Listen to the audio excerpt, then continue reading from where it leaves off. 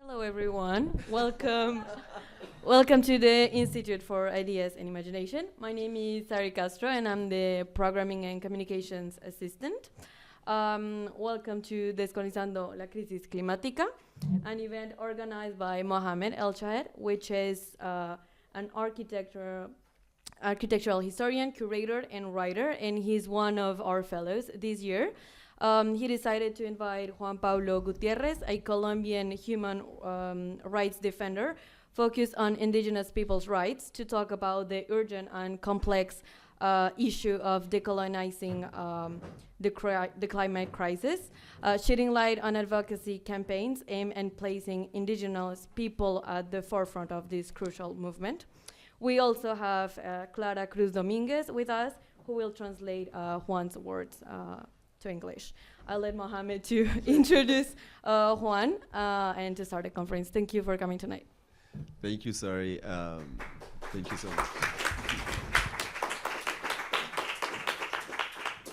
So there are people one hears and knows immediately that they speak the truth.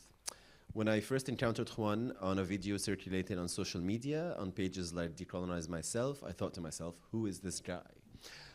He was speaking in what looked like possibly, a jungle somewhere. I wasn't sure what the setting was, honestly, but he was eloquent, he was clear, concise, and powerful in communicating ideas at the root of our many crises. And I've seen academics fumble on these themes, so it was very impressive to see someone speak so clearly and concisely on these issues.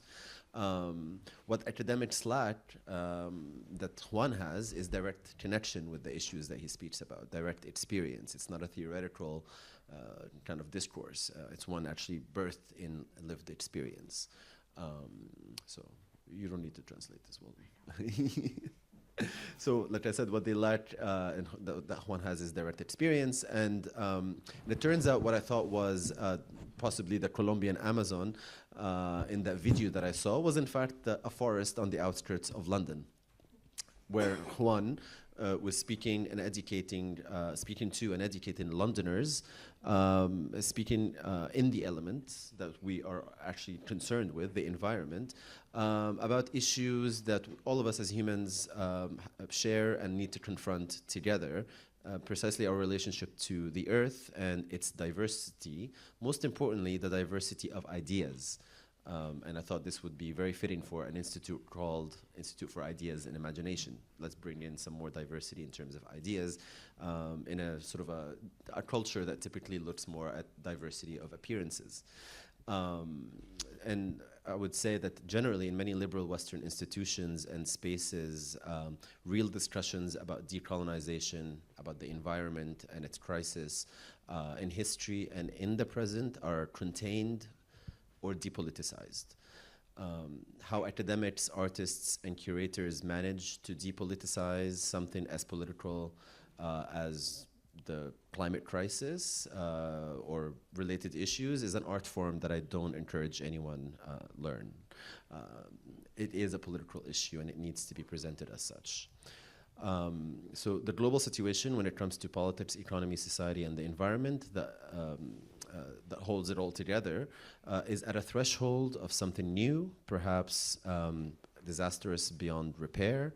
And in those circumstances, speaking the truth with clarity is what we need. South-South partnerships, allyships, and solidarity have been made at times and in many places nearly impossible by structures of power that we will possibly and probably discuss today. And so, while I'm fascinated by Juan's discourse, I didn't necessarily think that we were going to meet. It's someone like that I saw on social media like many other people.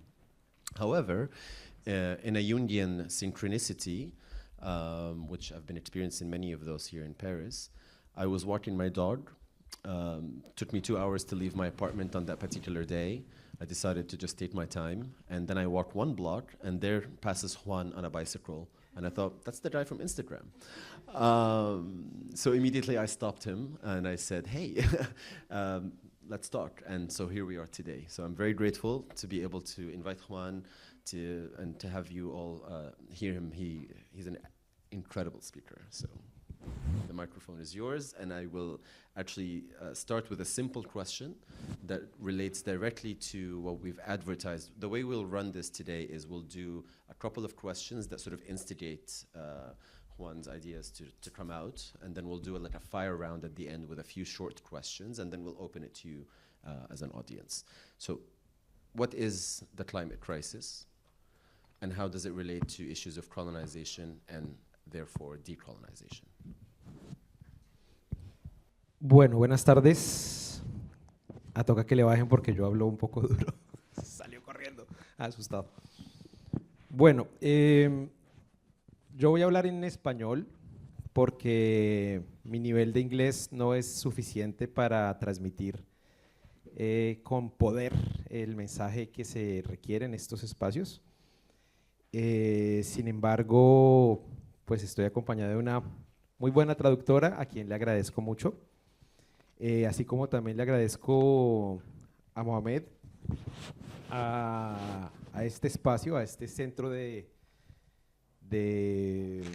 ¿cómo es que se dice?, de ideas e imaginación de la Universidad de Columbia, de abrirnos este espacio, porque para nosotros, desde estos pensamientos de los cuales venimos del sur global, estos pensamientos históricamente minimizados, exterminados, invalidados desde la arrogancia de la ilustración europea, pues hoy para nosotros es muy importante poder volver con fuerza en estos mismos espacios para un poco refrescarlos y también para que nos demos cuenta pues que en estos tiempos de crisis civilizatoria, pues lo más importante que tenemos que hacer para aprender es empezar por desaprender.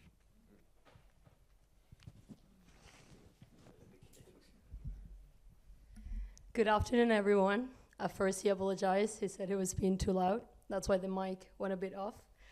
And he said he's going to speak in Spanish because his English level is not really that good to be able to convey these messages with the strength that is required. And then he thanked me for being a good translator, as he said, and for being here. He also wants to thank Muhammad and, of course, the Columbia Institute for Ideas and Imagination for having him. And he said that in the Global South, it's very important to have spaces like this to be able to speak up, given they've always been ignored and minimized by the arrogance of the North.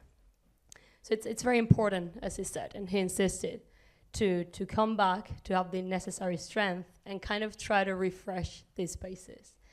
And we also have to realize that in times, the times we're experiencing right now, in this time of pure crisis, the most important thing that we need to do in order to learn is to unlearn.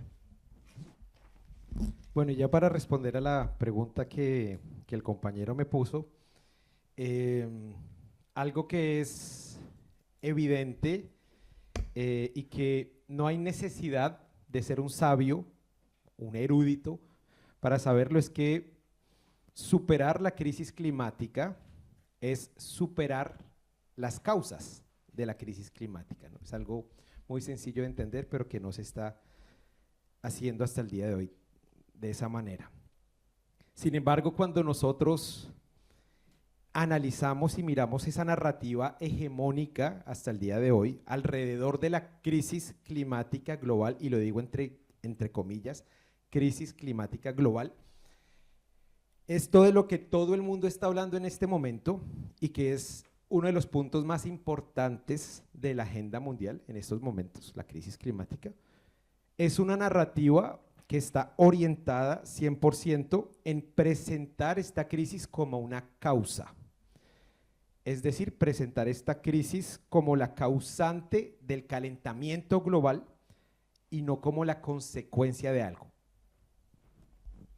And now to answer to Mohammed's question, he wants to start by saying that something that is very obvious and you don't need to be a scholar to really understand is that overcoming the climate crisis means to overcome its causes.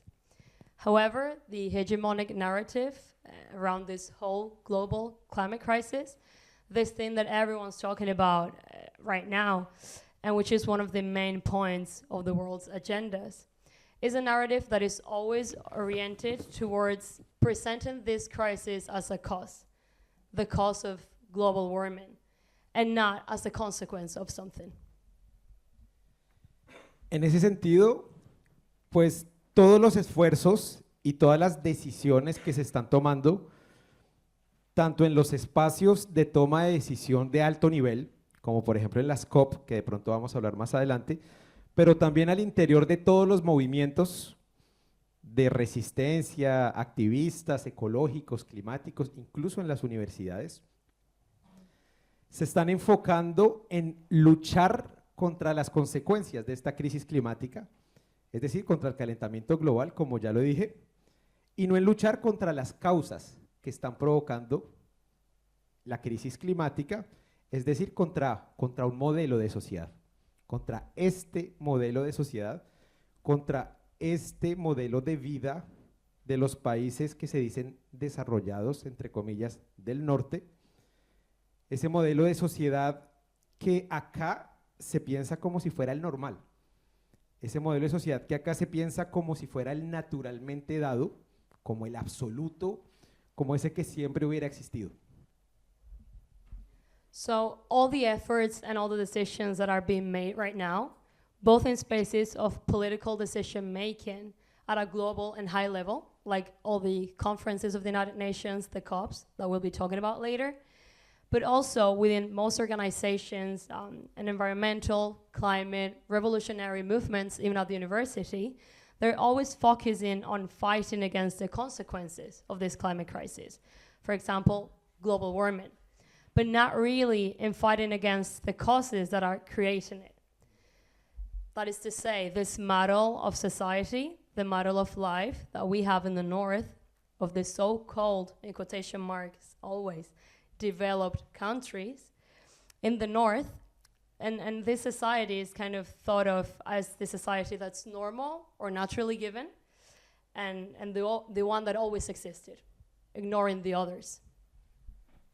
Un modelo de sociedad que en realidad pudo surgir, un modelo de sociedad que en realidad pudo crearse y que está fundado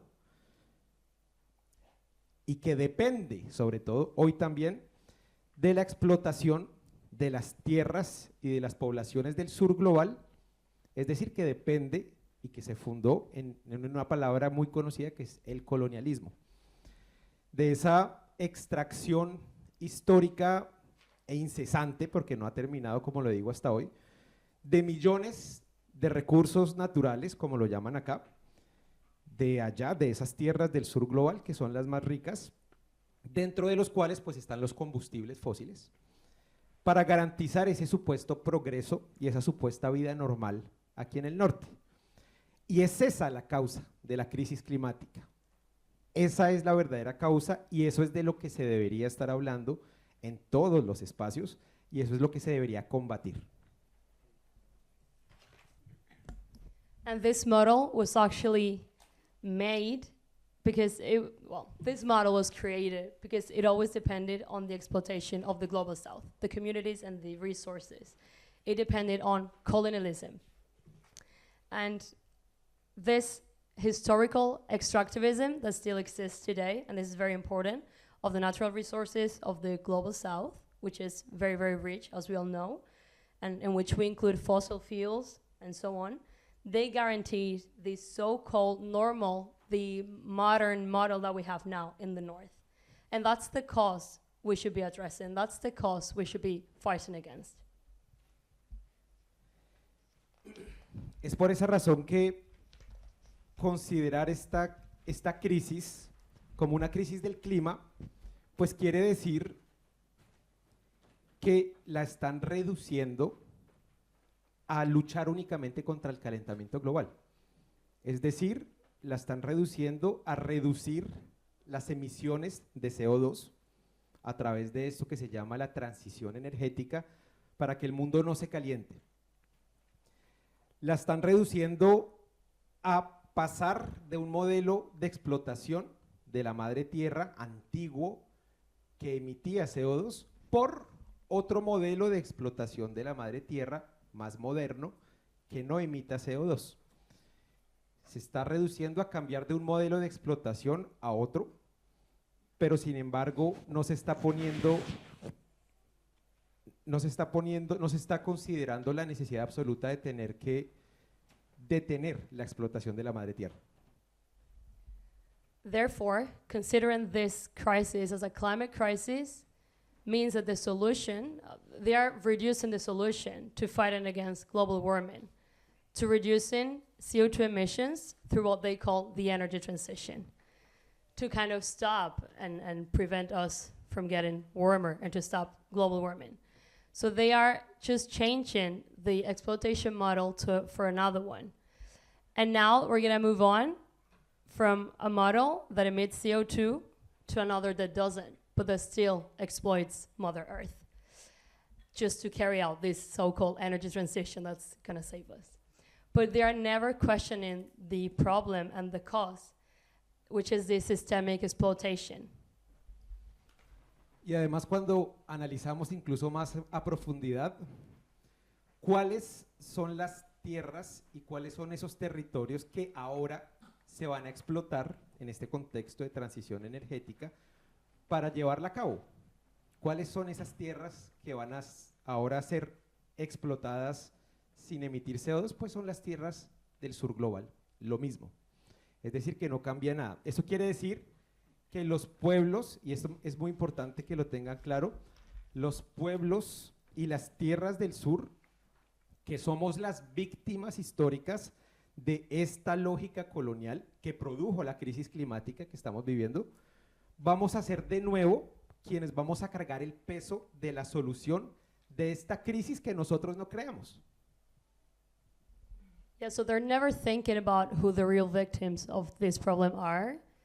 And that means that the South, the peoples, the communities, and the lands in the South are the historical victims of this colonial logic that caused this climate crisis. And then these communities, these peoples, they're going to be the ones carrying the burden and carrying the responsibility for a crisis that they did not create. And this is how the cycle goes. Y en ese sentido, considerar esta crisis solo como una crisis del clima, solamente en la necesidad de reducir las emisiones de CO2, pues eso quiere decir que la postura a nivel mundial que se está adoptando tiene un solo horizonte, y ese horizonte es solucionarle el problema a quienes crearon el problema, es decir, a esos pocos países del norte global, a esos países desarrollados, y a mantenerle el problema a los que no tienen nada que ver en esta historia, a los históricamente explotados, es decir, a los pueblos y a las comunidades del sur global. Perdón. Bueno, y en ese sentido, si nosotros seguimos considerando, si en todos estos espacios se sigue considerando este momento histórico únicamente como una crisis del clima, entre comillas, con la solución que ya les acabo de exponer, pues eso es una postura netamente injusta, racista, colonial y eurocentrada.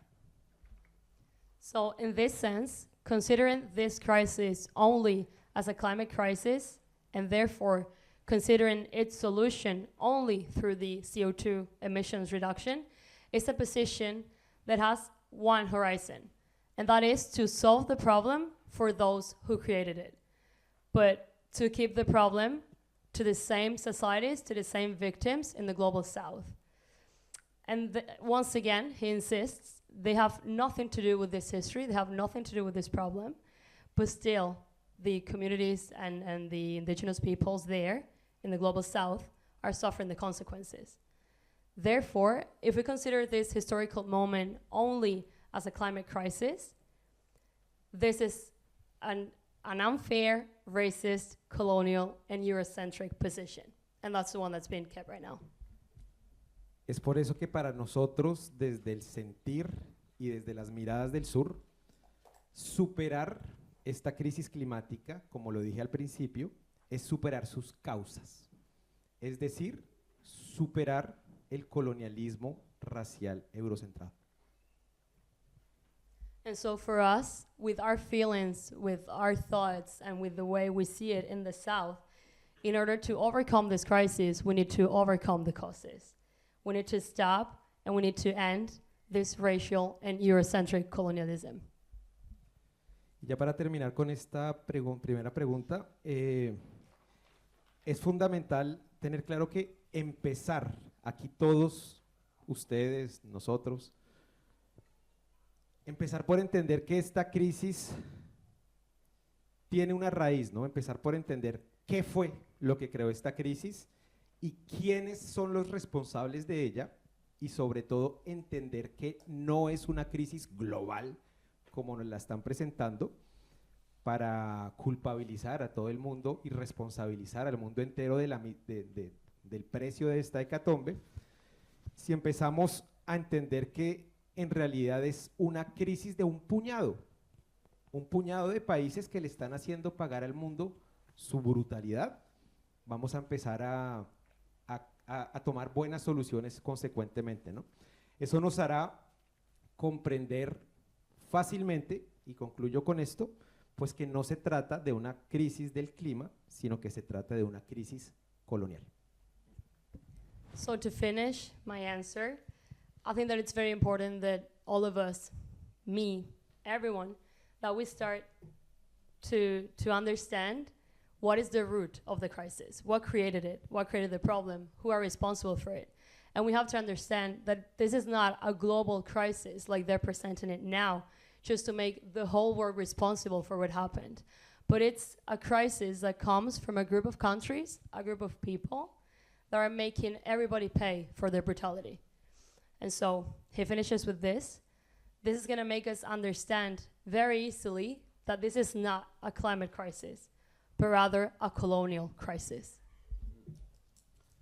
I mean, this is one of the most clear and powerful points that I learned from you the first time I saw you. So I skipped reading the long introduction of Juan because you've seen it on the poster, and it will be posted in the description of the video just to save time, because we need to buy time for the translation. Basically, every question and answer sort of doubles. But Juan is a human rights defender focused on indigenous rights, and he teaches decolonial studies. And he particularly focuses on his community, the Yucpa community in Colombia. And so activism has taken over his life completely, where notions of colonialism, imperialism, and racism are at the center of his discourse and his activist activities. So I want to ask you, when did you know that your life will be entirely dedicated to being a defender, an activist? How did this become your life? Bueno, para quienes no me conocen, yo vengo de unas tierras hermosas que están bañadas por la fuerza y la frescura del océano Atlántico, del océano Pacífico, del mar Caribe igualmente, un país atravesado por la fuerza y el poder de la cordillera de los Andes, y al mismo tiempo con una presencia casi que en su 50% de la selva amazónica, de ese pulmón del mundo vital en la actualidad, no solamente para los pueblos indígenas que allí habitan, sino para la supervivencia de la humanidad entera. So for those who don't know me, I come from beautiful lands, bathed by the Pacific and Atlantic Ocean, a beautiful land with the Caribbean Sea, and a country that is surrounded by the Andes mountain range, and that has around 50% of the Amazon jungle presence that we know is key for the survival of many, many communities, but also for the survival of the whole humankind. Un país que en la actualidad tiene el privilegio de contar con 115 pueblos indígenas que habitan en 28 de los 32 departamentos del país, Y cuando nosotros decimos 115 pueblos indígenas, no nos referimos a 115 comunidades de un mismo pueblo, sino son 115 naciones diferentes, 115 cosmos, 115 universos, 115 totalidades diferentes, 115 maneras de interpretar los fenómenos del mundo de manera diferente en el marco de una ontología propia. Es decir, And so in this country, in my country, we have 115 indigenous peoples in 28 of the 32 departments that are in the country. But when I say 115 indigenous peoples, I'm not really talking about just communities, but I am talking about 115 nations, 115 cosmos, universes, worldviews that interpret world phenomena in different ways. es un país con una diversidad cultural extraordinaria. Y cuando digo extraordinaria, lo digo en referencia pues a este sistema dominante y hegemónico donde lo que impera pues es una monocultura, ¿no? Esta monocultura moderna, hegemonizadora, unificadora, y que pintó de gris ese abanico multicolor que somos nosotros y que es nuestra raíz humana. Esa diversidad de pensamiento de los pueblos indígenas hoy más que nunca se erige en estos tiempos de crisis civilizatoria como una luz, como un faro y como una alternativa a estos tiempos de crisis y de hecatombe. My country is very rich in diversity. It has a wonderful and extraordinary richness. And now, when we face the hegemonic system, where there's a monoculture that kind of makes us think that everything should be the same and similar and kind of, just neutral, unified, that wiped out the wide and colorful fan of, cosmos that we are in its communities. Our resistance stands as a light, as a beacon of light, and as the alternative, the only alternative to the crisis that we're living right now. Ese país que estoy describiendo se conoce hoy, esas tierras se conocen hoy bajo el nombre de Colombia, que está anclado en esa masa continental de la Vía Yala, y es el segundo país más biodiverso del mundo. Aparte de tener toda esa riqueza cultural que ya les expliqué, es el segundo país con más biodiversidad en el mundo. Y esa biodiversidad, desafortunadamente, en esta sociedad en la que vivimos, capitalista y neoliberal, colonial, que depende de la explotación de esos territorios para poder mantener viva esta máquina moderna, ser el segundo país más biodiverso del mundo para las comunidades que vivimos en esas tierras, desafortunadamente no es una razón de orgullo, sino es una condena de muerte. Y es por eso que aquí estoy yo hablándoles a ustedes, porque tuve que salir de mi país a causa del peligro que constituía para mí seguir trabajando en Colombia.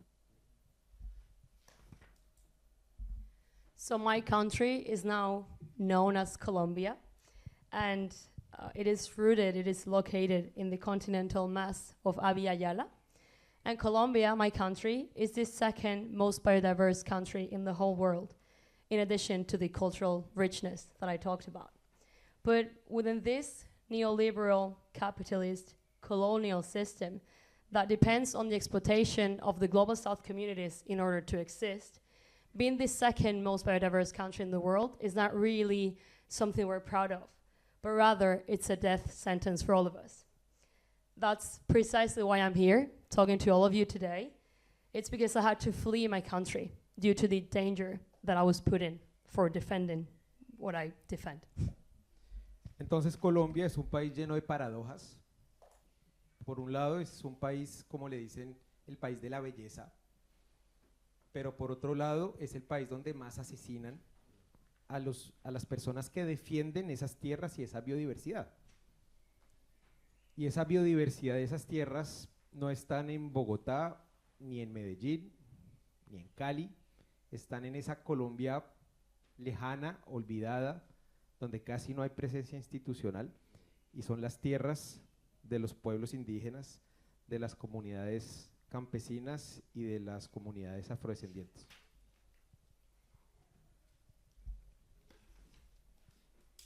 And Colombia is full of paradoxes because it's well known for being a beautiful, beautiful country, but it's also the country where they murder the most those defenders of land, of nature, of this biodiversity. And actually, this biodiversity is not really found in Bogota, in Medellin, in Cali, in the well-known cities, but rather it's in the hidden Colombia, the one that's forgotten, where there's almost no institutional or political presence. Where local communities, indigenous peoples, peasants, and Afro-descendants people are struggling. Y para todas esas comunidades, pues la lucha no es una opción. Ahí llego a tu pregunta. La lucha por la defensa de la tierra y de la vida misma no es una opción. No es un hobby de fin de semana para creer que estamos salvando el mundo. Es la vida, es la supervivencia misma. Entonces, la palabra activista que tú me preguntaste, en realidad yo no soy activista, ¿sí? Eso de activista yo lo conocí aquí cuando llegué a Francia. Ese movimiento de activistas que son jóvenes de ciudad que están intentando visibilizar una problemática erróneamente, porque están presentando la crisis del clima, la crisis climática como una crisis del clima y no como una crisis colonial. Pero eso es algo que yo descubrí acá. Y yo no me identifico como un activista, sino como un defensor de la tierra y de la vida digna.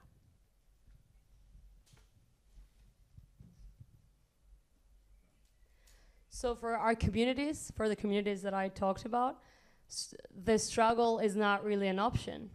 And this is how I get to his question. I don't think activism is a hobby or something that we do for a weekend to kind of pretend we're saving the world.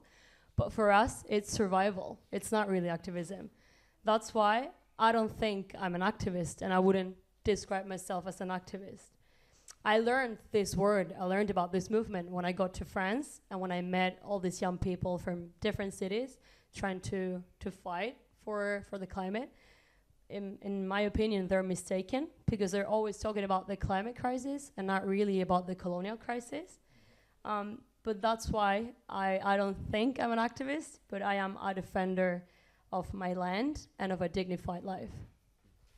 Entonces, cuando me di cuenta que tenía que dedicar mi vida a esto, pues desde que nací, porque es la vida misma, ¿sí? No es una opción como, por ejemplo, venir a la Universidad de Columbia o a la Sorbona, y no es una opción, es una conciencia del horizonte de vida de manera colectiva que lo tienen los niños, las niñas, los abuelos, de manera colectiva para sobrevivir. And so, when did I realize that I was an activist? Well, I was an activist since I was born then, because that's just life for us. It's not an option. It's not like going to Columbia University or the Sorbonne University to give a speech. It's just our life. It's the collective awareness that we see there in children, in grandparents, in everyone. It's just our daily life.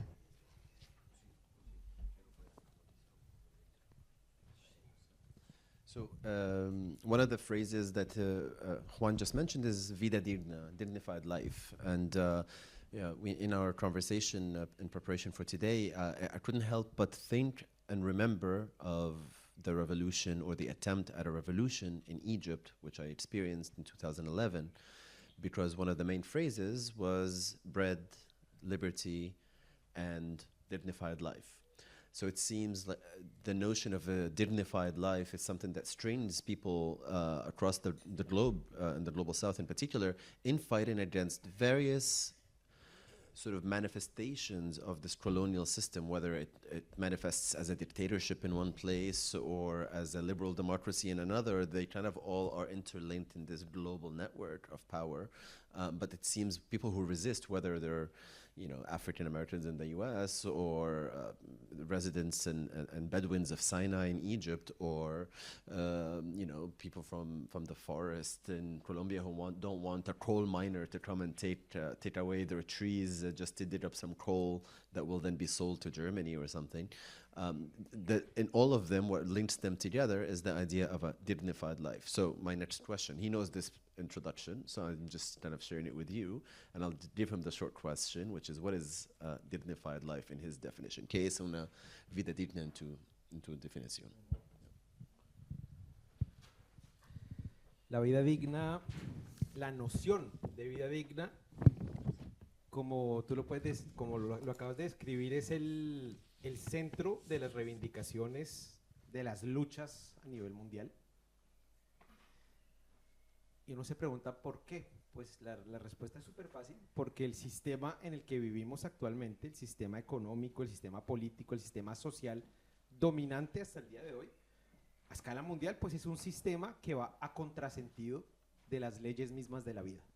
Entonces es por eso que todo el mundo reivindica el derecho que tenemos a esa otra vida, una vida digna, a ese mundo en el que quepamos todos y todas, porque el mundo en el que nos encontramos actualmente, pues es un mundo sumido en un sistema que se configuró, que se erigió y que pudo nacer gracias a, si analizamos en fondo esto, gracias a un marco teórico, gracias a un cimiento teórico extremadamente bien estructurado, muy bien estructurado desde las Lumière, incluso desde los griegos. Gracias a una teoría filosófica, a una teoría política, a una teoría literaria que configuró la realidad social en la que vivimos en la actualidad. Esta realidad en la que todos consideran como la normal, la naturalmente dada, la que siempre hubiera existido, y que es la que configuró esto que nosotros pensamos que es la realidad o el mundo natural, digámoslo así. This notion of a dignified life is at the heart of the demands and the struggles of the peoples worldwide, simply because this dominant economic and political system on a global scale is a system that just goes against the laws of life. And it's a system that has been shaped and that was able to stand out as the norm thanks to a very solid theoretical framework, we could say. A very well-structured theoretical foundation, a political, economic, philosophical, and literary even theory that shaped this social reality, this model, this modern society that we currently live in. Un bloque teórico creado fundamentalmente, si lo analizamos bien, un bloque teórico que fue creado fundamentalmente por hombres de 5 países, es decir, de las potencias colonizadores, de los principales colonizadores a escala mundial, y que hoy, pues a la luz de esta crisis sistémica que estamos viviendo, a través de esta crisis social, política, económica y de esta crisis medioambiental que estamos viviendo, que es nada más y nada menos, como ustedes lo saben bien, la amenaza más grande que hayamos tenido en toda nuestra historia, porque tiene el potencial de exterminar la vida en el planeta, incluida la de todos nosotros y nosotras aquí, de nuestra familia humana, es decir, nuestro apocalipsis casi. Pues no hay necesidad de ser un genio o de ser un erudito para saber que ese sistema fracasó, simplemente. Es un sistema que fracasó porque privilegia todo menos la vida, y aún menos la vida digna.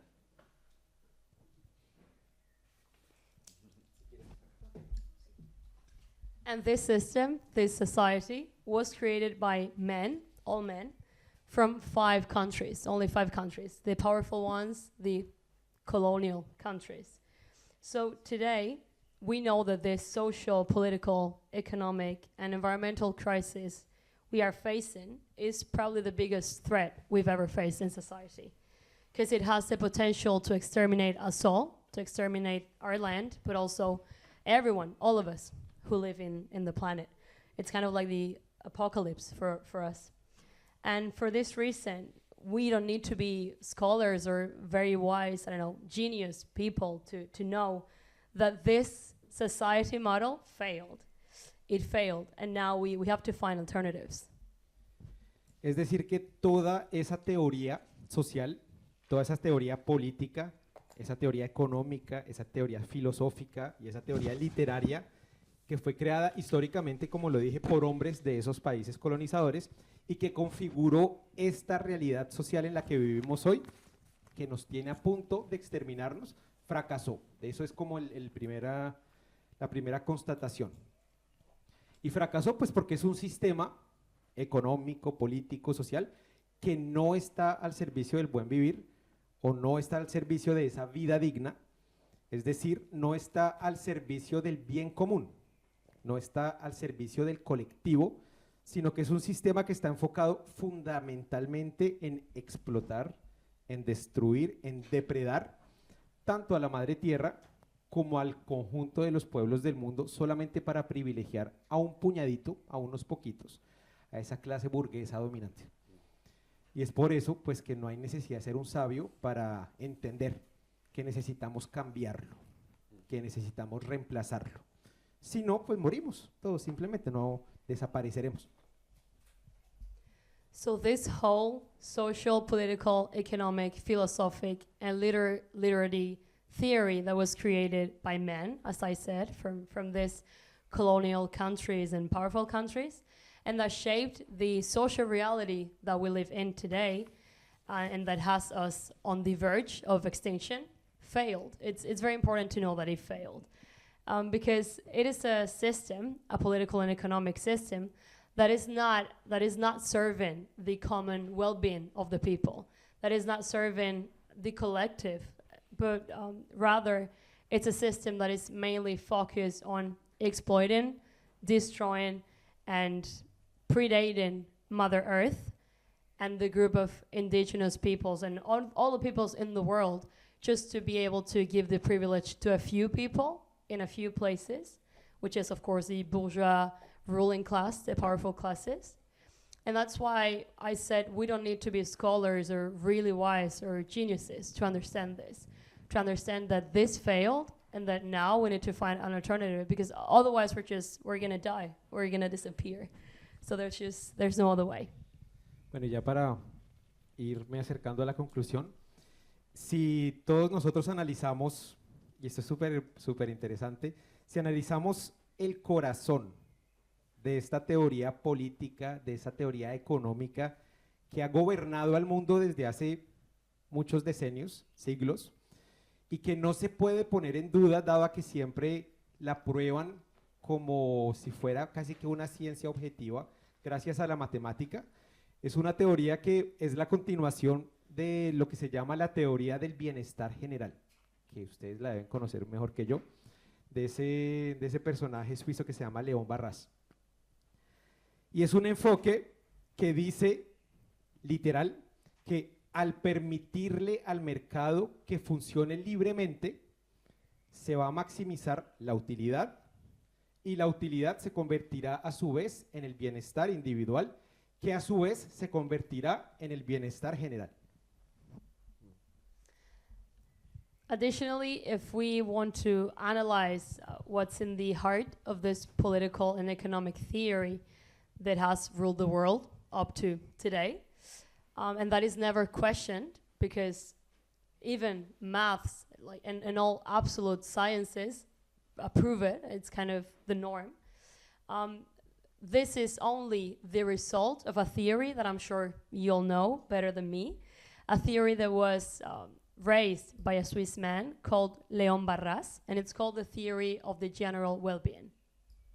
And so this approach that this man had said that if we allow the market to work freely, then we will maximize the utility that it has, the usefulness and the profitability. And this profitability will become at the same time and this individual well-being. That then in the end we'll move on to what's the general well-being. That's what the theory said. Ese es nada más y nada menos que el fundamento, la base del neoliberalismo que conocemos todos acá, que dice el bienestar general de las sociedades se maximiza si se deja actuar al mercado libremente. Y durante décadas hemos sido, el mundo en general ha sido guiado por esa perspectiva, por ese horizonte de sociedad, pero hoy, sin embargo, la conclusión es que a pesar de haber dejado actuar al mercado libremente, no se ha logrado maximizar el bienestar general de las sociedades, sino que al contrario, las repercusiones de esa lógica, de ese supuesto bienestar general, nos tiene hoy a punto de extinguirnos como humanidad.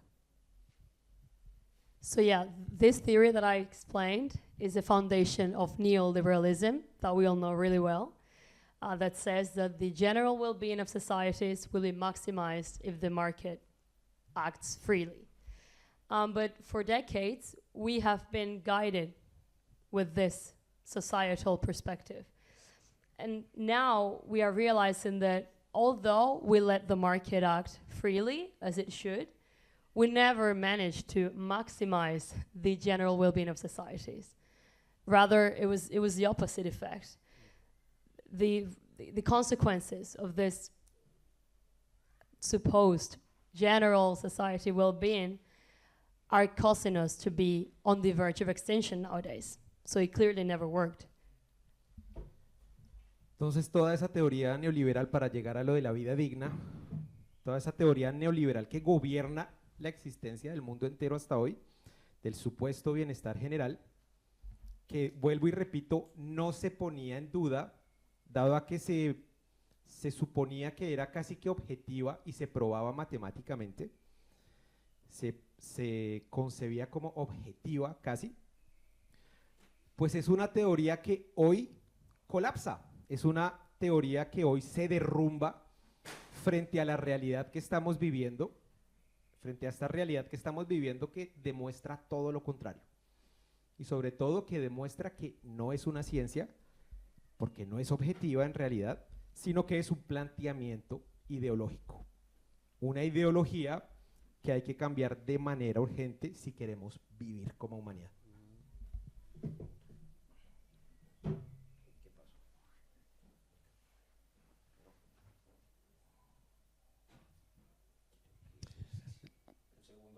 Just Sorry, guys. no, I'm here. I'll fill this. So, I mean, one of the interesting things I kind of joke about, but it's not really funny at all, which is the fact that there's a kind of an ongoing pretension that capitalism, which is clearly responsible for a lot of the climatic issues and its relationship to colonialism, creates the problem, but also constantly insists that it will fix the problem. So I feel like this is kind of part of this, what we're talking about here. Go ahead. So this neoliberal theory that is now ruling the world as we know it, this supposed general well-being that was never questioned before, once again, because it was proven by science, by maths, is a theory that is now collapsing. It's literally falling apart, facing the reality that we are living right now, that is proven that it's absolutely the opposite and that doesn't work. And it's mostly proving that it is not a science at all. It is not objective. It's rather an ideological thinking, a way of thinking that we need to change. We need to change because we want to live and we want to exist. Muchas gracias. I have think you know. a couple of more that we can squeeze in. So, voy a poder preguntarte sobre COP28 en Dubai y todo eso. So maybe going back to the comment that I just made about sort of the relationship between colonialism, capitalism, neoliberalism, sort of this idea that, okay, if we follow the logic here is that there are obviously causes to the actual crisis that we need to be discussing, right? There is also this whole theater, I would call it, such as the United Nations conferences for climate change. So the before last was in Egypt, my country, in a very hyper-policed, obviously, situation, given the circumstance. You know, the EU, for example, supports the regime in a place like Egypt. It pays money so that people don't cross the Mediterranean Sea on boats. It pays Egypt currently to build a nuclear power plant that will actually funnel the energy through a wire under the Mediterranean to Greece to then plug into the European power grid. So when we talk about dictatorship and colonialism, these are not abstract concepts. I'm in Paris, I can't be in Egypt for the same reasons, maybe not as dangerous as why Juan can't be in Colombia. So I wanted to ask Juan about these conferences. COP28, the last United Nations conference for climate change, was in Dubai, which is one of the cities with the highest per capita rates of pollution. The conference was run by a fossil fuel CEO who was part of the ruling family, and all these, men in suits representing various countries from the global north, mostly businessmen actually, went to that and pretended that this kind of conference is how we're going to reach solutions to the climate crisis. So Juan didn't go to the last COP conference in Dubai. It's kind of funny also that the climate change conference is short for COP. I mean, something's going on there, I don't know if this is Freudian or Jungian or it's something. So the short question, he knows a bit about that I was going to ask this. ¿Por qué no fuiste a Dubai? Why didn't you go to Dubai? Why didn't you participate in the theater? Ya todos conocen la respuesta, pero de pronto voy a dar detalles de por qué no fuimos. Esos espacios como las COP fueron creados para solucionar este desafío tan grande que tenemos ahorita, ¿no?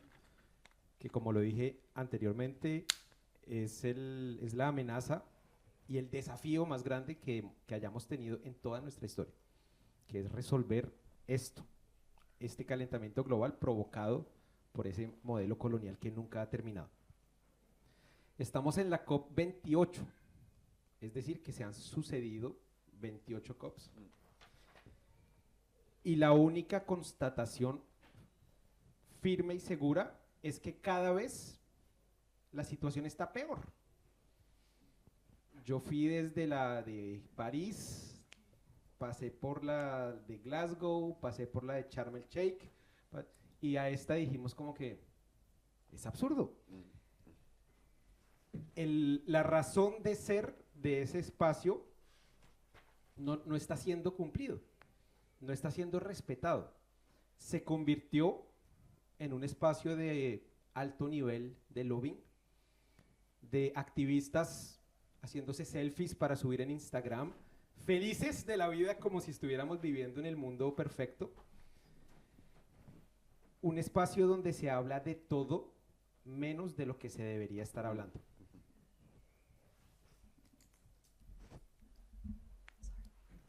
I think you know the answer, but I'm going to give you a more detailed explanation of why we decided not to go there. As I said, these COP spaces, all these conferences, were created to solve the problem that we have now. As I said, it's the biggest threat, the biggest challenge that humankind has ever faced. And it was conceived to solve the problem that colonialism caused. But there have been 28 COPs now. This was COP28. And the only conclusion that we draw from it is that things are only getting worse. So I was in the Paris COP, in Glasgow, in Sharm el Sheikh, and I just thought that it was absurd to go to this one. It didn't make sense. Because the reason why COP was created was not being respected anymore.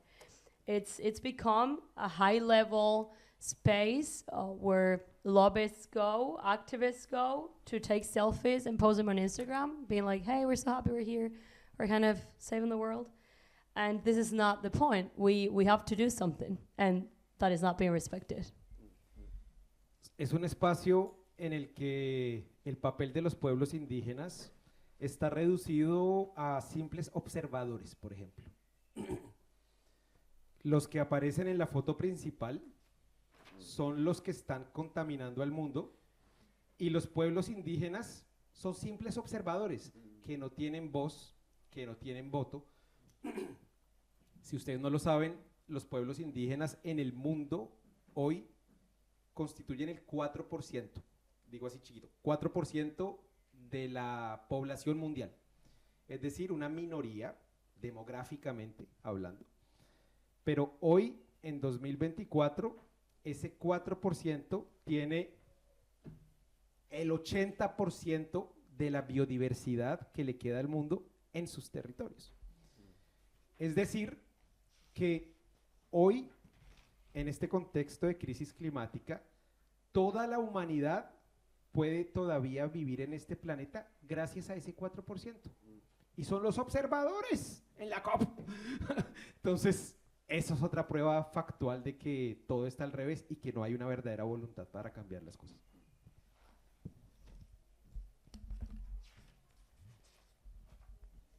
And in this kind of spaces, the role of indigenous peoples is reduced to just being observers. And in the main picture, we only see the countries, the people who are polluting the world and causing the problem. And as I said, indigenous peoples are just the observers. We don't have a voice. We don't have any decision-making power. And right now, indigenous peoples make up 4% of the world's population, which is a minority, demographically speaking, but they have 80% of the world's biodiversity. So that means that in our context, if the humankind, the whole world, is able to survive, it's thanks to us, thanks to this 4%. But then we see the paradox, they are only the observers at COP. Y que los pueblos indígenas hoy tengan en sus territorios el 80% de la biodiversidad, no es porque los pueblos indígenas hayan tenido la suerte de tener las tierras más ricas. De ahí tenemos que partir. Es que hay una serie de conocimientos, un sistema de racionalidades, una manera de sentir, una manera de experimentar el mundo que va más en el sentido de la vida misma y que es mucho más responsable con las leyes naturales de la vida. Son esos pensamientos, son esas epistemologías, son esas alternativas otras por fuera de este modelo monocultural del que ya hablé, las que tienen que estar allá en esos espacios de decisión guiando, guiando el devenir de la humanidad, pero no, son reducidas a simples observadores. Es como si fuera un espacio de inclusión, como que check, ok, ya tenemos indígenas, check, ya tenemos afrodescendientes, check, pero en realidad no sirve para nada. And the reason why indigenous peoples have 80% of biodiversity is not only because we have very, very rich lands and we are very lucky, but also because there we have this rational system, this way of feeling, of understanding life, that is much more responsible and more friendly with Mother Earth, with nature. We have other alternatives, a different epistemology, if we want to call it like that, that is just an alternative to this monoculture that I mentioned before. So I think indigenous peoples should be guiding the debate. And to me, it seems that it's kind of a check, an inclusion check, like we need to be inclusive. So we have indigenous peoples, check. We have Afro-descendants people, check. But then in reality, they are not. We are not guiding the debate. Y finalmente, pues son ir a esos espacios. Si la crisis climática cada vez está peor, año tras año, COP después de en cada sucesión de COP, es por la COP misma, en realidad. Si la situación está peor cada vez, es por la COP. Es porque la COP no está haciendo su trabajo y porque la gente lo está legitimando como un espacio de cambio que en realidad no está sirviendo para eso. Porque no se habla de capitalismo, no se habla de neoliberalismo, no se habla de colonialismo, se habla de todo menos de lo que se tiene que hablar.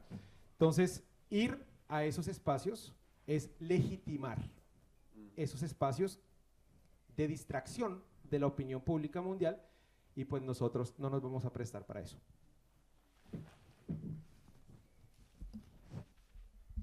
And so to conclude, to me, if this crisis is just getting worse and worse with time, it's because of the COP itself. It's because the COP is not really fulfilling its duty. It's not really doing its job.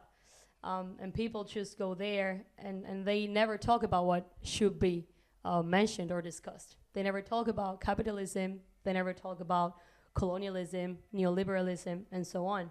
So to me, going there is kind of making it legitimate, and I didn't want to be a part of it. So that's why we ended up not going. I always, just as a grad student, as a curator, when I get to be a curator, a C word, I always think that there's two other C words that people never in those spaces want to talk about, which is capitalism and colonialism. You always have to kind of dance around it, and then suddenly if you bring it up, you might even be considered some sort of, extreme leftist or anarchist or something. You brought capitalism up. We can't talk about this. But this is kind of at the root of what we're here to discuss. And I did have a couple of questions, but because of time, I will skip them. One was about architecture, since this is what I do, and we have currently a situation unfolded in which architecture is kind of at the center of the situation, the destruction of architecture on a mass scale as part of a colonizing project, and the debris that then get carried away to fill landfills. No voy a preguntar eso a ti, solo para sumir el punto a ellos y nada más. And so architecture not only has a colonizing power in its making by erasing indigenous ways of constructing, building, and inhabiting space. So there's a symbolic and then there's a systemic power to architecture, but also itself is a very much polluting. It's at the core of the question of pollution. A lot of the materials, yes, we have these sort of certifications that say this building is environmentally friendly and so on, but again, it all fits within a market value rather than a real concern for the environment. Concrete is one of the most polluting materials. Buildings that are being demolished for absolutely no reason themselves become polluting materials that fill up, in some places, 1/3 of landfills. That's quite a lot that nobody's talking about. There are other issues that are quite major in the issue of architecture, colonization, the economy, and issues of the environment that, unfortunately, maybe some of you might be interested to bring it up during the open Q&A, but it's just something to consider. Pero, en fin, voy a preguntarte sobre qué es en el futuro y qué piensas necesitamos hacer. So, what is in the future? What does the future hold? I actually thought of this question going back to James Baldwin, who was in Paris in 1970 to escape assassinations of civil rights activists in the US. So both of us are kind of, as far as I know, there's no assassination out for me, maybe from Dubai, but not from Egypt. But both of us are, here for kind of similar reasons. James Baldwin, when he was here, this was kind of oddly enough, as colonial as Paris can be, it was the place to escape assassinations that are going on in the US. And so here we are again in our separate stories. And he was filmed in this documentary that you may have seen called Meeting the Man here in Paris. Beautiful short documentary, 30 minutes. And he was asked by another young black man who was here in Paris for the same reason, what does the future hold? What do you see coming? And his answer was basically that one day the wretches of the earth will have to rise up and destroy the stones of places like Paris, Rome, and London are built of the colonization of the poor, the wretched, and the indigenous, I would add. So this is why I kind of thought of this question to bring it all to an end here, our conversation today, which is, ¿qué piensas necesitamos hacer en el futuro? ¿Qué es tu idea? Bueno, esa es una muy buena pregunta para concluir.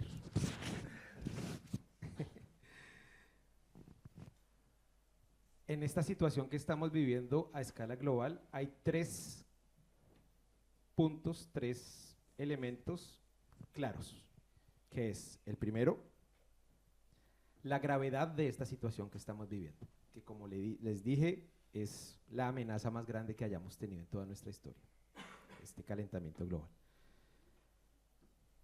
El segundo punto es el poco tiempo que tenemos para resolver esa crisis climática, esa crisis colonial. una crisis que ya no son solamente los pueblos indígenas quienes están diciendo que toca cuidar la madre tierra, ahora es incluso la comunidad científica que lo está diciendo. Hay activistas científicos que están movilizados intentando cambiar las cosas.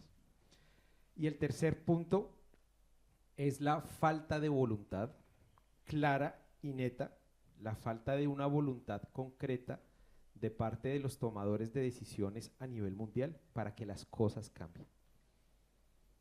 Si nosotros analizamos esos 3 puntos en la actualidad, pues nosotros podemos decir que no hay futuro. No hay futuro. Tenemos que hablar de presente. ¿Qué vamos a hacer ya? No en el futuro. El futuro no hay si nos dejamos llevar por eso. That is a very good question to finish with. If we take into account today's situation, the crisis we're going through right now, there are 3 key points we need to take into account. The first of them is the seriousness of the situation. As I said before, this is the biggest threat that was ever posed in societies in the world. The second one is the little time that we have to tackle it, the little time we have left to solve the problem, to solve the climate and colonial crisis. And now we are seeing that not only indigenous peoples are saying that we have to save Mother Earth, that we have to protect the world, but also scientists and activists are supporting this argument. They're saying we have to do it.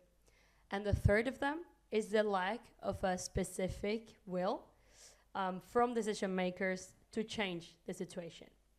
So if we analyze these 3 key points, we could say that there is no future at all. We don't see a future. We have to talk about the present. We have to talk about now, because if we don't act now, then there won't be a future. Y entonces, frente a la gravedad del problema, el poco tiempo que tenemos y la falta de voluntad de los que deberían tomar las decisiones, nosotros estamos convencidos, y lo decimos sin ningún problema, que hoy más que nunca estamos frente a la necesidad imperante de una revolución por la vida, una revolución que nos permita defender el derecho más importante que tenemos todos y todas, que es el derecho a vivir. Estamos hablando de la vida de todos nosotros. Mi hija, cuando llegue adulta, esto va a ser un apocalipsis. Entonces nosotros hablamos sin miedo de una revolución de los ciudadanos y ciudadanas libres, de las multitudes conscientes de su poder transformador y constituidas en un poder, en un verdadero poder, que vuelvan y tomen el poder que le pertenece al pueblo y que empiecen a gobernar esto por la vida. Nosotros no tenemos miedo de hablar de una revolución, porque aquí es como que, revolución. Son las revoluciones las que le han permitido a todas las sociedades desbloquear los momentos más difíciles y avanzar. Aquí nomás la revolución de 1789, si no estarían viviendo en el Ancien Régime.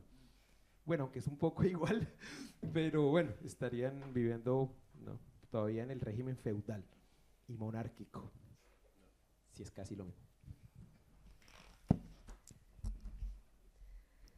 So if we consider the seriousness of the problem, the little time we have left, and the lack of will from decision makers, we're convinced that today, more than ever, what we need is a revolution for life that allows us to defend the most important right that we all have, that is just the right to live. For example, when my daughter, when she grows up, I want her to have a dignified life, because it seems like she's gonna be going through the apocalypse right now. And we need a revolution that would come from citizens, from everyone, from all the crowds that are well aware that they can change the situation if they take the power, and we give the power to the people, which is literally where the power belongs. We are not scared to talk about a revolution and to say that we need a revolution although we know that this word is not widely used, because we think that revolutions allowed societies to move forward and to develop. Here, if we take the example of France, in 1789, the revolution, if it hadn't been for it, then we would still be living under the ancien régime, the old regime, and under the monarchy and feudalism. So that's what revolutions are for. Y pues además de eso, porque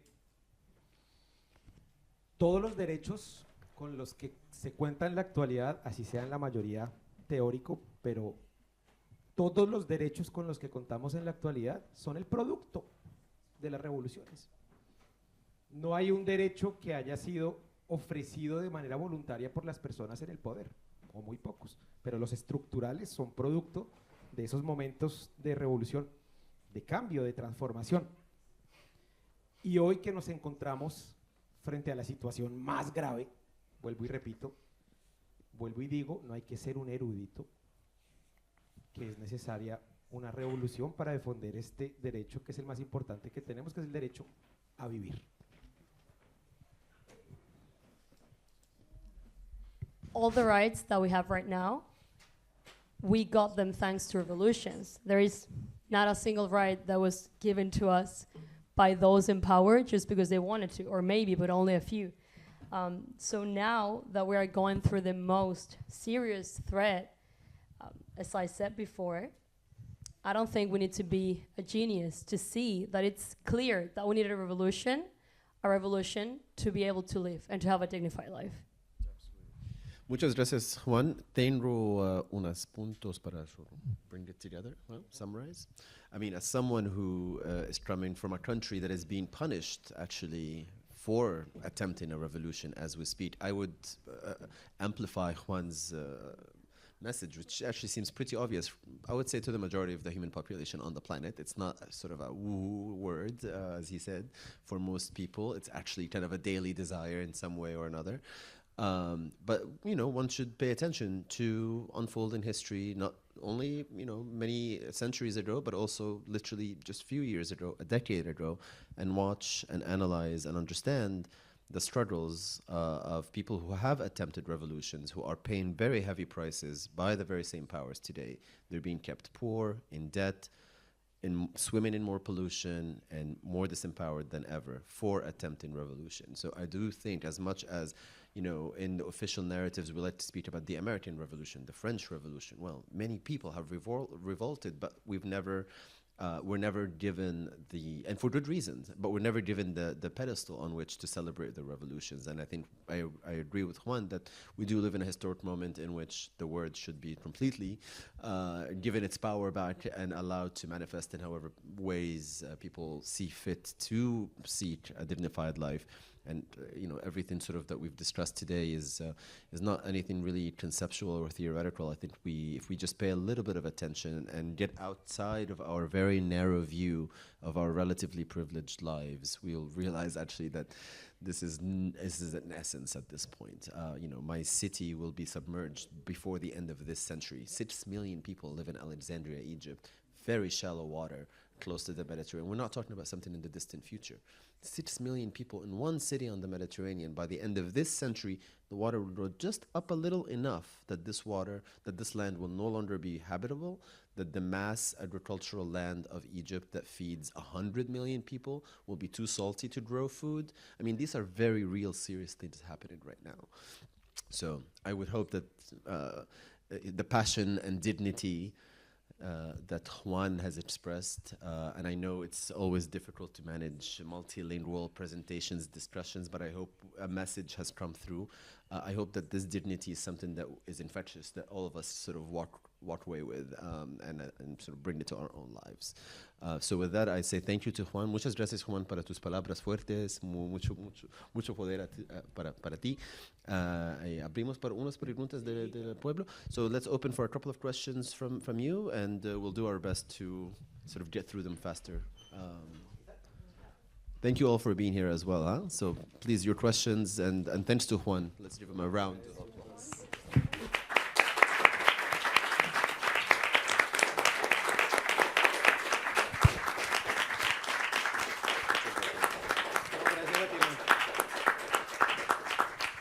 So, questions? Yes, please. There was recently a huge event for the Académie du Climat in Paris with a lot of activist associations like Banlieue Climat, etc., a lot of deciders, political people. I want to know if either of you attended it and what do you think of it? I don't know if you've heard of it. I personally didn't, but let's see if Juan knows about this. Okay.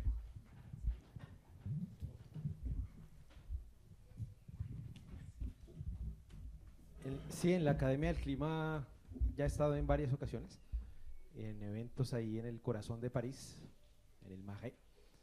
Y pues son espacios importantes, pero que al mismo tiempo están reproduciendo la narrativa de la crisis climática como una crisis del clima. Es decir, que la solución para ellos es reducir las emisiones de CO2, pero no cambiar el sistema que está produciendo la crisis climática. Entonces ese es un gran error de los diferentes colectivos medioambientales, casi todos, que están un poco como, ¿cómo se dice?, influenciados por esa narrativa global alrededor de esta crisis, que la está viendo solo como una crisis del clima. Entonces son espacios importantes porque se van sensibilizando muchas personas, pero son espacios que indudablemente necesitan ser descolonizados, epistemológicamente hablando, para que se empiece a luchar contra el verdadero monstruo, que son las causas del problema y no las consecuencias.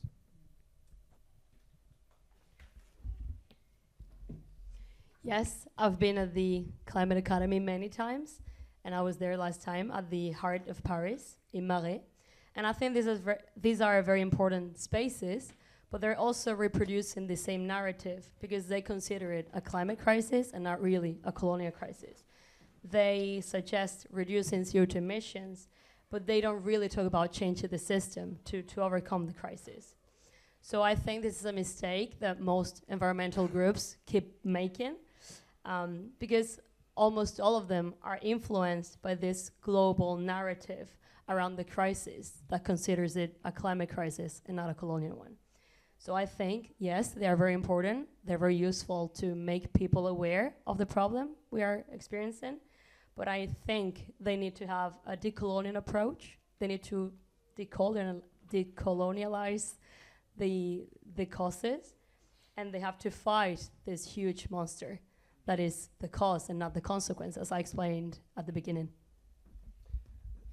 Hay algo sobre ese punto. Empresas o países. ¿Quién es los colonizadores? Who are the colonizers? Because we still talk within the framework of the nation state when we talk about colonization like it's the 18th century. But in fact, Americans themselves have a colonized life by corporations, right? The ones that keep you in debt, having to consume a certain level, a certain lifestyle, or anywhere really. So are we still talking about countries as colonizers or business corporations really? I mean, because I think making that distinction makes people a little bit, get out of the defensiveness of nationalism when you say, oh, this country's colonizing. No, this is not really what it's about. But you too are colonized. That's kind of what brings us all together. We all have to drink Pepsi or Coke. You don't really have much of a choice. So, corporaciones o países. ¿Quién son los colonizadores de hoy? Okay. Pues es como lo mismo, prácticamente, ¿no? Porque el poder lo tienen las corporaciones, y para que esos estados-naciones, para que los dirigentes de la mayoría de estados-naciones puedan llegar a ese poder, necesitan casi que del apoyo de esas corporaciones. Son estados-naciones que están permeados y que están prácticamente doblegados frente a la influencia de esas corporaciones, ¿no? En el pasado era en nombre del evangelio que nos justificaban la invasión, el intervencionismo de nosotros. Después, en nombre del desarrollo y del progreso, después en nombre de los derechos humanos con las ONGs y ahora frente a la cuestión de la crisis climática con esas nuevas corporaciones que se pintaron de verde y ahora están empezando a explotar el territorio con otros elementos que no emiten CO2 y que están al servicio, pues es como lo mismo, el mismo monstruo de las corporaciones y los estados. Yeah, so it's the same because now we know that corporations have the full power and nation states depend on corporations to get the power. Rulers need the support from corporations. And yeah, all countries are influenced by them. In the past, they justified this exploitation on behalf of the Bible, of the religion. They justified this interventionism and extractivism. Then they justified it on behalf of the so-called development, progress that we needed. Then they did it on behalf of human rights. NGOs did this mostly. And now they are doing it with corporations. Corporations that have a green logo now and that are exploiting the land with other ways or other channels that do not emit CO2, but that are still bad for the environment. So other questions from audience? Yes, please. Oh, sorry, I didn't. Yeah, go ahead. Sorry. Go ahead. We'll come to you next. Yes. Thank you very much for being here and speaking to us. I have two questions. One quick one, which is the fairly recent new government in Colombia an improvement for your personal situation? And the second question is, we have such a huge task ahead of us. Do you see an increasing global movement going in the direction of what you've been telling us tonight? And are you all in touch? Do you communicate? Is there a network? Thank you. Thank you. Thank you.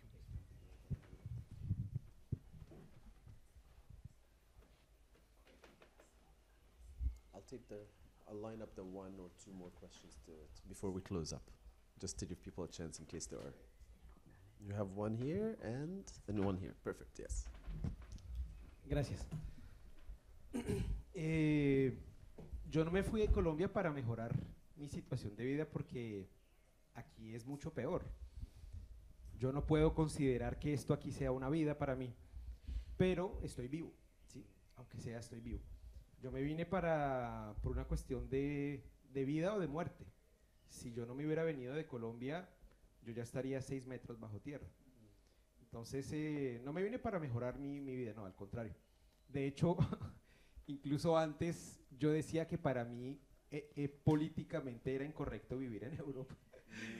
Toca nunca decir nunca porque, mire, ahora estoy acá y no fue para mejorar, sino para salvar mi vida simplemente, porque era una cuestión de vida o de muerte. La mayoría de mis amigos, amigas, compañeros y compañeras, todos han sido asesinados. Esto no es una excepción, esto que yo estoy diciendo, esto es la regla de todos los pueblos, de todas las comunidades y de todos los defensores de derechos humanos en Colombia.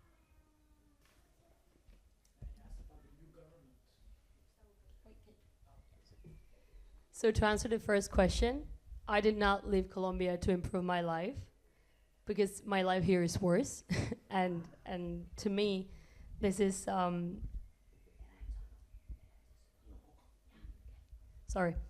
Yeah, as I said, to me, living here is worse. My situation is worse, but at least I'm alive. Because if I were still in Colombia, I would be buried in the ground. I'd be dead. And I used to say before coming here that living in Europe is politically incorrect. Never say never, because here I am now. But I had to flee Colombia to save my life because most of my friends and most of my comrades have been killed, they've been murdered. And it was a death or life situation. So, and what I'm saying is the norm. It is not an exception. So I just had to leave to save my life. En cuanto al nuevo gobierno, hace ya casi 2 años llegó a Colombia por la primera vez en la historia un gobierno de izquierda un gobierno progresista que ustedes conocen bien, de Gustavo Petro, un gobierno que después de más de 2 siglos de vida republicana gobernados por la extrema derecha, influyó algo en la sociedad colombiana, que es una palabra y es esperanza. Esperanza de cambio para los millones de colombianos y colombianas para los que nunca se había gobernado. De esos nadies, como dice la vicepresidenta. Sin embargo, resolver la complejidad de un país como Colombia, de más de 2 siglos gobernado por la extrema derecha, no es algo que se hace de un día para otro, y no es algo que se hace ni siquiera en 4 años, sino este gobierno debería ser, es como el principio de un proceso para empezar a cambiar el país, ¿no? Mucha gente lo está viendo como si fuera un mago, ¡pum! ¿Por qué no ha cambiado el país? Es muy inocente esa postura. Y sí hay una voluntad de cambiar las cosas, sí hay una voluntad de hacer reformas estructurales, de cambiar el país, un país donde quepamos todos y todas, un país más incluyente. ¿Quieres? Está ahí. So now in Colombia we have a new government. 2 years ago, we finally managed to have a leftist government, Gustavo Petro. I'm sure you know him. After 2 centuries of the Republican government, we were governed by the far right before that, for all this time. But there was something that emerged. There's something that was born in Colombia, and that was hope. Hope for all Colombians, as the vice president called them. They were the nobody before. They were just ignored. But now I like to say that in order to solve all the problems in Colombia, all the complexities, we need time. You can't do it overnight. Things are not going to change like that. And they won't change in 4 years that, with this government. I think that this is just the beginning of a process. And many people are seeing it as a wizard that just gets to the power and they just change everything and they fix the problem. But I don't think it's going to happen like that. I think there is a will to change the whole country, to reform it, to make it a more inclusive and just country for everyone. Es un país, un gobierno que llegó al poder impulsado por los sectores sociales y populares de Colombia, dentro de los cuales los pueblos indígenas, comunidades campesinas, afrodescendientes, que estamos totalmente identificados con ese proyecto de país, que en este momento se está intentando materializar a pesar de las dificultades que hay a nivel legislativo, porque no hay mayorías en el Congreso pero que es un gobierno que está siendo apoyado por las bases en Colombia. And this government got to the power because it was supported by all the popular groups in Colombia, indigenous peoples, peasants, Afro-descendants, and so on, because we are committed to this new project in the country. And it's going to be a bit difficult to make it happen, to make it 100% real, because we do have some constraints with legislative problems and things that we have to overcome. We don't have a majority in the Congress. But I think that this is just the first step. Sí, el objetivo de este paréntesis aquí en Europa, porque al principio fue algo muy duro, fue una depresión profunda, fue un momento de crisis bastante, pero después me di cuenta que era una gran oportunidad para crear eso que nosotros estamos llamando un movimiento de movimientos, y es poder unificar todos los diferentes sectores aquí en Europa, activistas, sindicatos, partidos políticos, etcétera, alrededor de este verdadero problema que estamos sufriendo, porque hay grupos individuales, todos luchando por un mismo horizonte, pero individualmente, y eso nunca no va a pasar absolutamente nada, solamente hasta que se logren constituir como una masa, como una multitud de personas determinadas a hacer cambiar las cosas, que las cosas van a cambiar. Entonces, sí lo estamos haciendo aquí en Europa a escala continental y articulado con las comunidades allá.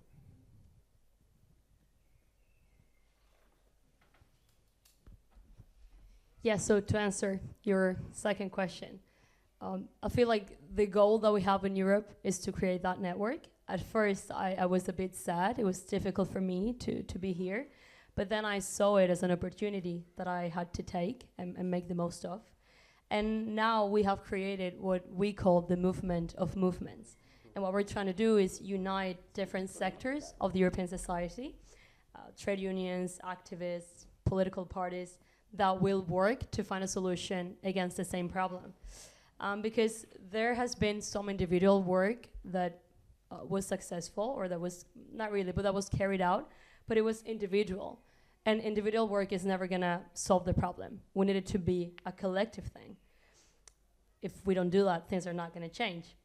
So we need this mass of people, we need crowds of people that are determined to change the situation. And that's what we're doing in Europe right now. We are also articulated with our communities in the Global South. So let's make the last two. Let's take the two questions, but to the point, so that I'm sorry we've gone on longer, but I think we've put Clara through Translation Olympics, and we've also challenged Juan to be able to just speak directly with power, because constantly have to stop to so. Everybody here has been, but let's do the two questions and we wrap it up. Thank you so much. Okay, so my question is kind of adding to or elaborating on what the previous question was. But I wanted to ask if the Académie du Climat is not the space, or is not a space that is sufficiently decolonized.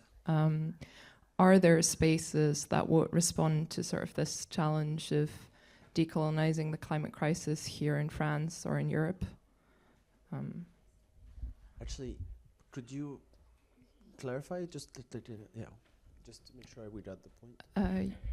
Yeah, I can ask in Spanish as well, if that's easier. Sí, Okay. puedes, por favor. Pues mi pregunta era si la Academia del Clima no es el espacio para discutir de esas preguntas, o en ese momento no da el espacio para discutir sobre esas preguntas de colonización y todo. Si hay espacios aquí en Europa que lo hagan, o aquí en Francia hasta, que preguntan las buenas cuestiones, vamos a decir, o que dan las soluciones que necesitamos. So just to make sure that for the recording as well, so the question is, do they exist in Europe, spaces that ask the right questions when we talk about the climate crisis? La Academia del Clima, como muchos otros espacios, como colectivos medioambientales, los principales, los más grandes de Europa, están manejando esa narrativa de solamente de una crisis muy, como decimos acá, una crisis muy blanca. Y las soluciones son soluciones muy blancas también. No porque sean malos, no porque sean unos ignorantes, malos, racistas, no. Es porque no han tenido la oportunidad de abrir otras perspectivas.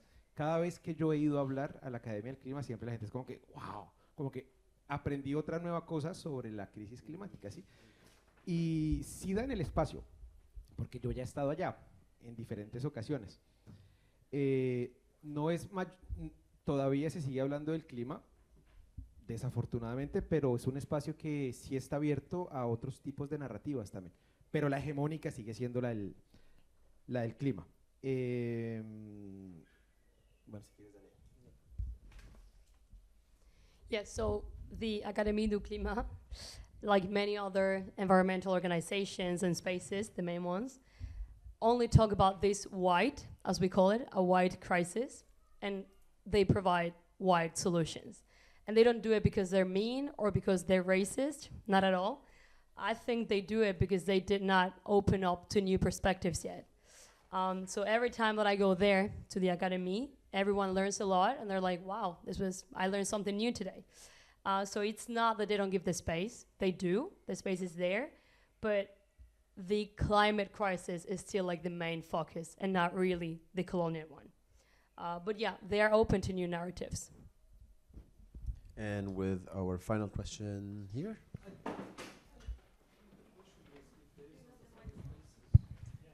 Oh. Right, okay, so hay otros espacios mejores. Sí hay.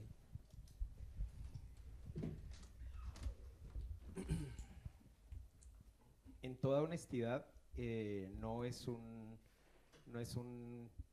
enfoque, el enfoque de colonial, algo que se esté manejando mayoritariamente o por pequeños grupos aquí en Francia, incluso en Europa, es muy poco.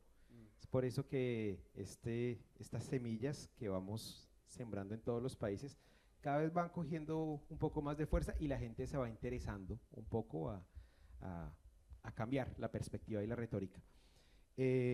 Aquí en Francia, no, la verdad no conozco lugares donde se esté luchando contra el verdadero monstruo, no. En Alemania sí conozco unos grupos que se llaman BIPOC for Future, los pueden seguir en redes sociales también, que son jóvenes de diferentes países de lo que se llama como los MAPA, creo que es que le llaman, Most Affected People Areas, algo así. Y están ejerciendo un activismo en Alemania desde una perspectiva pues muy local de ellos y está contribuyendo como a liberar un poco la lucha. Our last question? Oh, should I? Oh, done? Okay, so we'll answer this and then we'll close it up because we've done overtime. So, yes. So to be completely honest, no, there is not a space where they have this full decolonial approach. Not really, not in France, not in Europe. It's very little, not really, outstanding.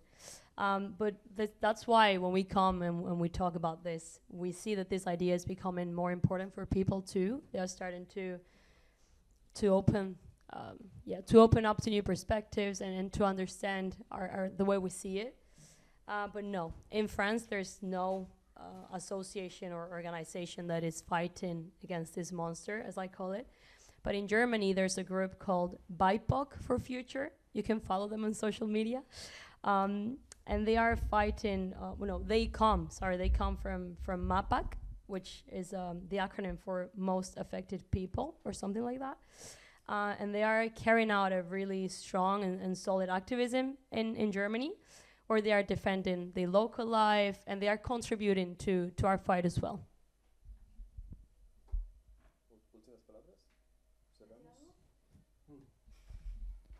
Bueno, si hay algo que para nosotros es una evidencia, es que la palabra sin el acto es vacía. Es decir, que venir aquí a hablar con ustedes y que ustedes se devuelvan como si nada estuviera pasando, como si todo siguiera igual, en realidad no es el interés mío, ¿sí? Ni la idea verdaderamente es que de ahora en adelante, quizás antes ustedes no conocían esta perspectiva, este approche, como se dice aquí en Francia, pero ahora ya lo conocen. Y pues todo depende de ustedes, uno escoge de qué lado de la historia ubicarse. Y ahora la decisión está del lado de ustedes. Muchas gracias. Yeah, so if something is very clear for us, is that words without actions are completely useless. So I want to come here and I want to talk to you because my goal is that you don't pretend that nothing is happening. I want you to know that this approach exists, an approach that maybe you had never considered before coming here today, but that you know now. And I think that one always has the power to decide what side of history they want to take. So now the decision is fully on you. Thank you. Thank you all for coming today. Thank you. Thank you, Juan. Thank you, Clara. Thank you so much. Thank you.